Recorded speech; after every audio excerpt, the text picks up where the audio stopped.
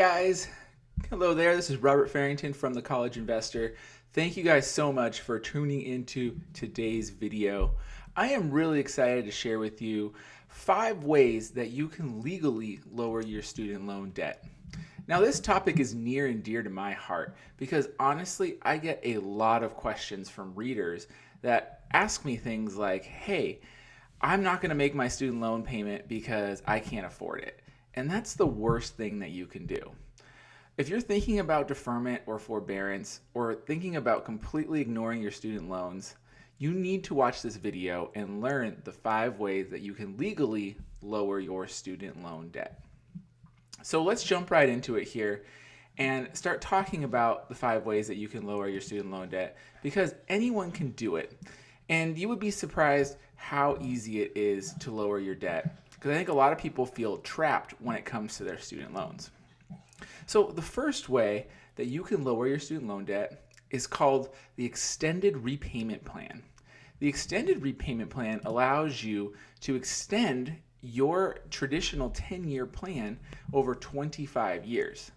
The result of that is that, of course, you get a lower student loan payment each month. If you were on the let's just say you had $38,000 in student loan debt and you were on the 10-year repayment plan, you would be paying about $381 per month. If you were to jump over to the extended repayment plan and you extended your loan out from 10 years to 25 years, you would be able to lower your student loan from $381 per month down to $196 per month. Now that's a great savings to lower your student loan debt. The great thing about the extended repayment plan is that no matter what type of federal student loan you have, you qualify for it. So if you have direct loans, if you have FEAL loans, if you even have Parent Plus loans, they can be switched to the extended repayment plan simply by calling your lender. So it's a great way to save on your student loans each month. Okay, let's jump into the second way. The second way to lower your student loan payment is the graduated repayment plan. Now, I don't like this plan as much as the extended plan, but I'm going to cover it because it is a way for you to lower your student loan payment, and it is also available to every single student loan that you have from the federal government. So the idea of the graduated repayment plan is that you start on one level and your payment graduates over time. The goal of this plan is, you get out of college and you start in an entry-level job. And over time, you start earning more and more and more. And so it's easier for you to be able to pay a higher amount each month. So there's 2 versions of the graduated repayment plan. You have a 10-year version, which you would lower your student loan payment up front, and then by year 9, you have a much higher payment. And then there is an extended graduated plan where it's the same exact principle, except you can do it over 25 years versus 10 years. Now, how much of a difference does it actually make in your student loans? Well, remember, if you were on that 10-year repayment plan, you'd be at $381 per month.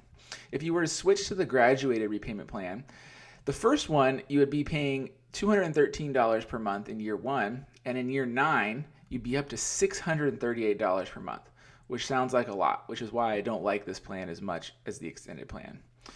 On the 25-year version, you would start at $120 per month, which is even less than you would under the extended repayment plan. But by year 24, you'd be at $359 per month. So it's actually still less than your payments would be under the 10-year plan over the whole length of time. But of course, you're paying a lot more because you're doing it over 25 years. So the next way to lower your student loan debt, which is one of my favorite ways, is called income-based repayment. So the income-based repayment plan takes your income and it sets up a payment amount that's based on it. So this is one of the best plans for borrowers that are struggling to pay their student loans every single month.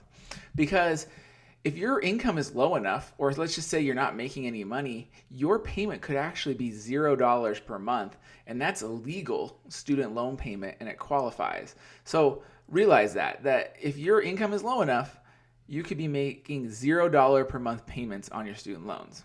Now, how does income-based repayment work? Well, they use a calculation called your discretionary income. And for income-based repayment, IBR, it's either going to be at 15% of that discretionary income or 10% of that discretionary income. And the real difference that makes is when your loans were taken out. So if you took out your student loans before July 1st, 2014, you're going to be on the 15% plan. And if you took out your loans after July 1st, 2014, you're going to be on the 10% plan. So if we go back to that hypothetical situation that we talked about up front, if you took out your loans before July 1st, 2014, your payments on this IBR plan could drop down to as low as $77 per month. And if you were on the 10% version, you would be as low as $52 per month. And that's a huge savings on your student loan debt, which is why I like this plan so much. The important thing, though, to remember with this plan, there's two parts. First, you need to recertify your income every single year. The fact is that this payment amount would only last for the first year. And then after that, you have to show them how much you're earning, and your payment plan would change based on how much you're earning. So it could go up significantly, but it would never go more than that original standard plan amount. So you don't have to worry about it going super high if you start rolling in the dough. But if you fail to recertify, your plan will trigger right up to the standard replan amount immediately in the next year. And that can be really detrimental to you. So that's why it's super important that you recertify your income every single year. The second thing to remember is that you get student loan forgiveness on IBR. So depending on when you took out the loan, it's either going to be 20 or 25 years. And after that time period, any balance that's left on your student loan will be forgiven. So realize that income-based repayment is a great plan, but you have to be able to qualify for it. So this means having the right income and also being on the right student loans. If you're not on the right student loans, you might want to consider reconsolidating to get on a new student loan, consolidation loan, and then maybe you'll qualify for it. But this is one of my favorite repayment plans to lower your student loan payment. So along these same lines, there's a new version of IBR called Pay As You Earn. And there's also an even newer version called Revised Pay As You Earn, RePAYE. So these are the two newest student loan forgiveness options, student loan repayment options that also come with student loan forgiveness. And very similar to IBR, they calculate your monthly payment based on your discretionary income. With both of these plans, it's going to be based on 10% of your discretionary income. But there is a slight difference between how the two of these plans calculate it.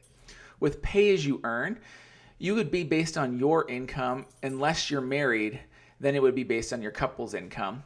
Unless you file separately, in which case it's based on just your income. A little confusing there, but realize that Pay As You Earn, it could be based just on your income even if you're married. With Revised Pay As You Earn, it is always based on your household income, regardless of how you file your taxes. So Revised Pay As You Earn will typically see a higher payment every single month because it's based on your individual household income. Just like IBR, you need to recertify your income every single year, and your payment could change as your income changes as well. But just like IBR, if you base it on that 10% in our example, it would lower your payment to $52 per month in that first year, and you would get that student loan forgiveness after 20 years, which is fantastic. All right, let's go into number 5 here. Number 5 is one that makes sense for some borrowers. It's refinancing your private loans. And actually, I would just say refinancing your student loans. So if you have private loans, if you have Parent Plus loans, if you are on the standard plan and you think that you will be on the standard plan forever and you can easily afford your standard plan payments, it could make sense to refinance your student loans. The reason is that when you refinance your student loans, you could take advantage of today's low interest rates. So let's say you have a hypothetical student loan at 6.8%. You might be paying $437 per month at that 6% interest rate. But if you're able to refinance your student loan down to 4.25%, which is actually a very reasonable rate right now, and some people are even getting lower interest rates on their private student loan refinancing, it would lower your payment to $389 per month. So that would save you about $50 per month right there by refinancing your loans. But remember, I think it only makes sense if you have private student loans already. If you have a Parent Plus loan and you're looking for options, Because remember, the only other options with Parent Plus loans are the extended and graduated plans. You can't do income-based repayment with Parent Plus loans. And if you're on the standard repayment plan and you're killing it and you think you're going to be on that plan forever and you don't qualify for student loan forgiveness and it doesn't make any sense for you to have the perks that come with federal student loans, then you could consider refinancing your student loans as well. So those are the 5 ways that you can lower your student loan debt. It's really important that you look at this first before not paying your student loans, because too many people go into deferment because they say they're in a financial hardship. Too many people go into a forbearance or just simply default and don't pay their debt. And that's a really bad thing to do. So before you don't pay, look at how you could change your student loan repayment plan to one of these 5 options so that you could take advantage of a lower student loan payment that's affordable for you and you can start working your way out of student loan debt. I'm Robert Farrington from thecollegeinvestor.com. If you want to learn more, we have a whole article about this on the blog this week, so go to thecollegeinvestor.com/blog and you can read all about this, including links to how to apply for these plans and everything you could ever want to know. So thank you so much for tuning in. I will see you next time on The College Investor. Thanks, guys.